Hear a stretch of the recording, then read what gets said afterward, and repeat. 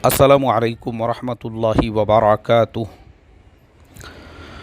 मोहतरम भाइयों, बुज़ुर्गों, दोस्तों, ये हमारा इस्लाही मुआशरा का 1378वां सबक है। कोरोना की सुनामी पूरे मुल्क में इस तरीक़े से आई हुई है जो किसी को भी छोड़ नहीं रही है, चाहे वो फ़िल्म इंडस्ट्रीज से जुड़े हुए लोग हो, पॉलिटिक्स से जुड़े हुए लोग हो, आम लोग हो, कितने भी असर और रसूख वाले हो। ये कोरोना की सुनामी के अंदर ऐसी लोगों की जानें जा रही है। सुबह सुबह उठकर जब व्हाट्सएप पे मैसेजेस देखते हैं तो सबसे पहली ख़बरें यही होती है कि ये जानने वाले की वफ़ात हो गई, वो जानने वाले की वफ़ात हो गई। आज का जो हमारा सबक है, इसमें हम उत्तर प्रदेश में बीजेपी के 4 विधायक, जिनमें से एक राज्य मंत्री का दर्जा प्राप्त किए हुए थे, उन चारों की कोरोना की वजह से मौत हो गई। उसी को हम आज टेक्निकल एनालिसिस करेंगे और हमारे इस एनालिसिस का मकसद सिर्फ़ और सिर्फ उन रीज़न्स को जानना है कि सेंट्रल में भी बीजेपी की गवर्नमेंट है, उत्तर प्रदेश में भी बीजेपी की गवर्नमेंट है, उसके बाद भी बीजेपी के 4 विधायकों की जान कैसे जाती है। हम सिर्फ उसका रीज़न तलाश करेंगे। बाकी किसी की मौत पर हमको रत्ती बराबर भी खुशी नहीं है, बल्कि हमको इस बात का दुख है कि चाहे कोई किसी भी पार्टी का हो, बीजेपी हो, कोई और पार्टी हो, इंसान होने के नाते से वो हमारे भाई है और उनकी फैमिलीज़ के साथ में हमको सहानुभूति है, क्योंकि उनके भी बच्चे होंगे, उनकी भी बीवी होंगी, उनका भी घर होगा, उनके भी ख़ानदान होंगे। ऐसे सैकड़ों लोग उनके साथ में जुड़े हुए होंगे जिनको उनकी वजह से रोज़ी रोटी मिली होंगी। तो इसलिए हमारे इस पूरे सबक का जो आगे हम बयान करने वाले हैं, सिर्फ़ और सिर्फ इन्फॉर्मेशन हासिल करना और रीज़न्स को तलाश करना कि इन 4 विधायकों की जान क्यों गई है। तो सबसे पहले शुरुआत करते हैं। सबसे पहला जो नाम है जिनकी जान गई है, उनका नाम है हनुमान प्रसाद मिश्रा। हनुमान प्रसाद मिश्रा बीजेपी गवर्नमेंट में राज्य मंत्री का दर्जा प्राप्त किए हुए थे। 20 अप्रैल को उनकी जान चली गई। दूसरा नंबर आता है बीजेपी एमएलए फ्रॉम यूपीज़ औरैया, और उनका नाम है रमेश चंद्रा दिवाकर। तीसरे जो है वो है बीजेपी एमएलए सुरेश श्रीवास्तव। उनकी वाइफ का भी जो है कोरोना की वजह से जान चली गई। वो ख़ुद भी 4 से 5 मरतबा लखनऊ के एक इलाके से वो विधायक हुआ करते थे, वो अपनी भी जान नहीं बचा सके। और चौथे नंबर पर जो नाम है वो है बीजेपी एमएलए फ्रॉम बरेली के नवाबगंज से, जिनका नाम है केसर सिंह गंगवार। वो असरदार रसूख वाले लीडर थे अपने इलाके के अंदर, लेकिन उन्होंने सोचे भी नहीं होंगे कि उनका अंत जो है ऐसे होगा कि जिस पार्टी के वो विधायक है, उन्होंने अपने ही पार्टी के जो हेल्थ मिनिस्टर है हमारे पूरे देश के, श्री हर्षवर्धन पाटिल साहब, उनको उन्होंने एक लेटर लिखा और उस लेटर में उन्होंने लिखा कि सर, अभी फ़िलहाल मैं बरेली के श्री राम स्मृति हॉस्पिटल के अंदर एडमिटेड हूँ और मैं आपसे ये रिक्वेस्ट करता हूँ कि मुझे दिल्ली के मैक्स हॉस्पिटल में सिर्फ एक बेड आप मुझे दिला दे, बस एक बेड। बड़े अफसोस के साथ मुझे कहना पड़ रहा है कि एक विधायक को आप सोचो, एक विधायक किसे कहते हैं?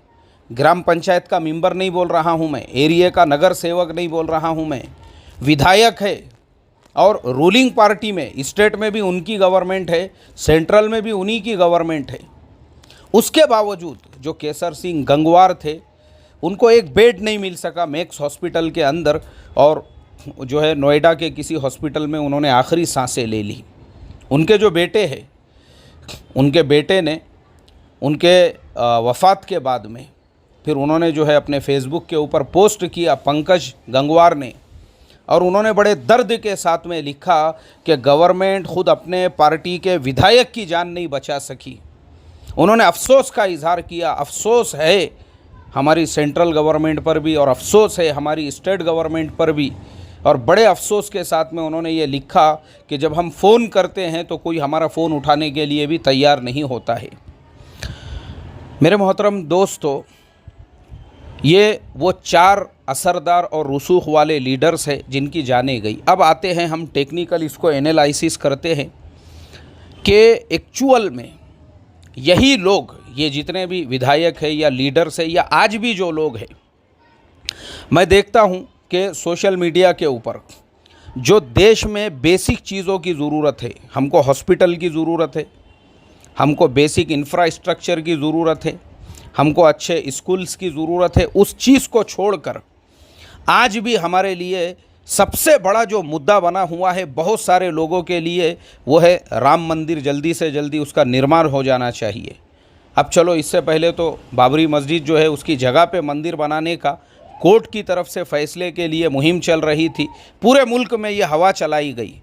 आपने देखे होंगे, पिछले साल के ही मेरे सबक है, कोरोना शायद शुरू होने से पहले हर शहर के अंदर चंदा जमा किया जा रहा था राम मंदिर के नाम पर, और बहुत सारे शहरों के अंदर उसी टाइम पे कुछ हालात भी ख़राब हुए। मेरा सवाल यही है कि ये जो मरने वाले 4 बीजेपी विधायक हैं और इनके अलावा जितने भी विधायक अभी जिंदे हैं, और उनके अलावा पूरे देश में जो लोग 24 घंटे सोशल मीडिया के ऊपर सिर्फ हिंदू मुस्लिम करते रहते हैं, हर चीज़ के अंदर वो लोग पॉलिटिक्स तलाश करते हैं, अगर यही लोग राम मंदिर के निर्माण से ज़्यादा हॉस्पिटल निर्माण को प्राथमिकता देते थे, यही लोग गुजरात के अंदर 3,500 करोड़ रुपये का जो इन्होंने स्टैचू बनाया हुआ है सरदार वल्लभ भाई पटेल का, अगर उसकी जगह पे हॉस्पिटल्स बनाने की बात करते थे, उसकी जगह पे ऑक्सीजन की कंपनियां बनाने की बात करते थे, मुझे आप बताओ आज हमारा ये हाल होता था? हमारे देश में पिछले 7 सालों से एक आवाज़ चल रही है, digital India, make in India. मेरा सवाल है, मेक इन इंडिया कहाँ है जब ऑक्सीजन हमारे पास बाहर से आ रहा है? मेरा सवाल है, मेक इन इंडिया कहाँ है जब गवर्नमेंट ने कहा है कि हम रेमडेसिविर भी बाहर से मंगाएंगे? मेरा सवाल है, जब बेसिक इंफ्रास्ट्रक्चर हम बाहर मुल्कों से मंगाने की बात कर रहे हैं और आ रहा है हमारे पास में, हम लोग सब जानते हैं हमारे पास में बाहर मुल्कों से जो अब तक जो ऑक्सीजन आ चुका है, सऊदी से ऑक्सीजन आया है, कुवैत से ऑक्सीजन आया है, तुर्की से ऑक्सीजन आया है, रशिया से ऑक्सीजन आया है, सिंगापुर से ऑक्सीजन आया है, उसके अलावा कुछ यूरोपियन कंट्रीज से हमारे यहाँ पे ऑक्सीजन, जब बाहर से ही हमारे यहाँ पे ऑक्सीजन आ रहा है, मेक इन इंडिया कहाँ है? Where is make in India? India ये सवाल करता है। और दूसरा सवाल मेरा, आज हमारे पास में कोरोना की भी जो वैक्सीन है, हमको पता होना चाहिए रशिया की वैक्सीन हमारे मुल्क में दाखिल हो चुकी है, पहला जहाज़ आ चुका है, और उसके अलावा करोड़ों डोज का उनको ऑर्डर दिया जा चुका है जो स्पुतनिक रशियन जो वैक्सीन है उसके लिए। तो मेरा ये सवाल है कि हमने पूरे मुल्क में जब मेक इन इंडिया का नारा लगाए थे, उसके बाद में हम क्या मेक कर रहे हैं, क्या मेड हुआ हमारे पास में?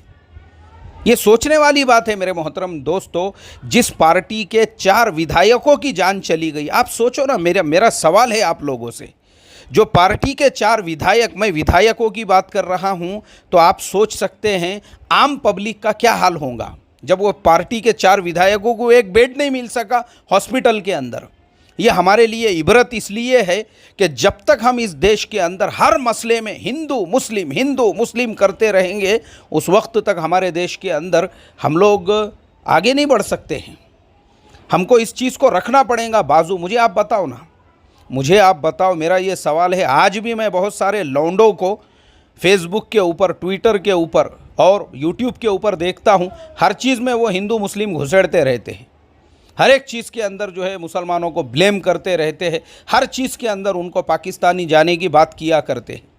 मेरा सवाल है वैसे लौंडों से कि बताओ मुझे, आज जो ये सारे हालात पैदा हुए उसके लिए भी ये लौंडे ज़िम्मेदार है। वो रोहित सरदाना जो 2 दिन पहले जिसकी जान चली गई, मैंने उस पर भी एक सबक दिया हूँ।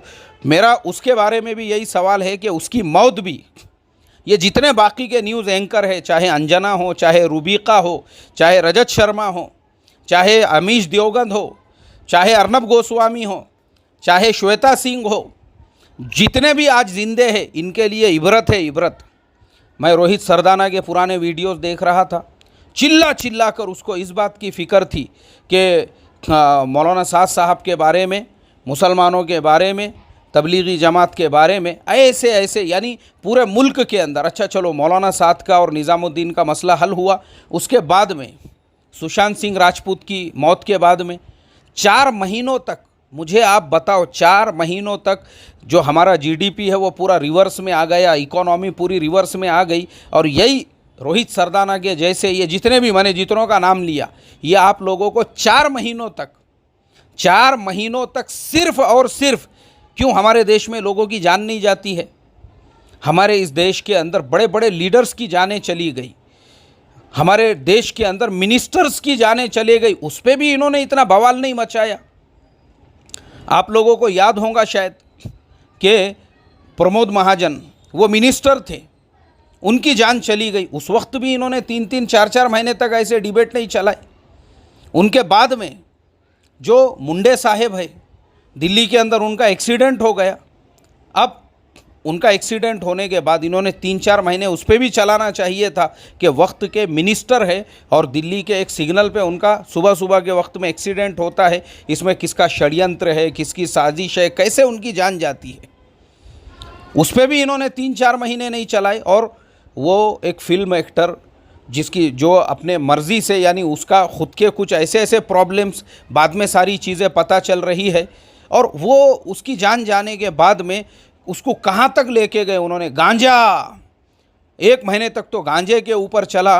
और वो दीपिका पादुकोण उसने बोले व्हाट्सएप के ऊपर ये भेजी थी, माल कहाँ है, माल कब आ रहा है, माल कब जा रहा है, माल कब मिलेगा। यानी एक एक जुमले पे इन्होंने 1-1 हफ्ते तक जो है डिबेट चलाए। मुझे आप बताओ, मेरा सवाल है आप लोगों से, जो उन्होंने इस तरीके से सुशांत सिंह के केस को 3 महीने 4 महीने तक खींचा और उसके बाद बाकी भी जितनी चीज़ों के ऊपर इन्होंने 2-2, 3-3 महीने तक के जो डिबेट चलाते रहे, आप मुझे बताइए, ये पूरे देश को खाली गुमराह करते रहे ये, और देश को इन्होंने गुमराह किया, आज इनको खुद को भुगतना पड़ रहा है।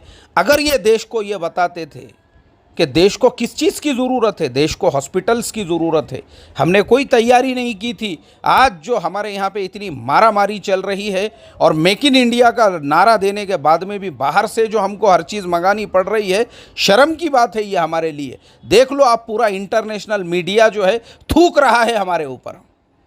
अल्लाह हिफाजत फरमाए। तो मेरे ये पूरे सबक का खुलासा यही है। अभी देखो ईशा की अज़ानें शुरू हो चुकी है मस्जिदों में, इसलिए मैं अपनी बात को यही ख़त्म करता हूँ सिर्फ ये बोलकर कि जितने लौंडे हैं जो आज ट्विटर के ऊपर बैठे हुए हैं और फेसबुक पे फिर वापस से वही जो है हिंदू मुस्लिम करने में लगे हुए हैं, याद रखो अगला नंबर हमारा है। अगर हमने अभी से जिसकी हमको ज़रूरत है उसकी बात नहीं की तो अल्लाह हमको समझ आता फरमाए। अस्सलामु अलैकुम वरहमतुल्लाहि वबरकातुहू।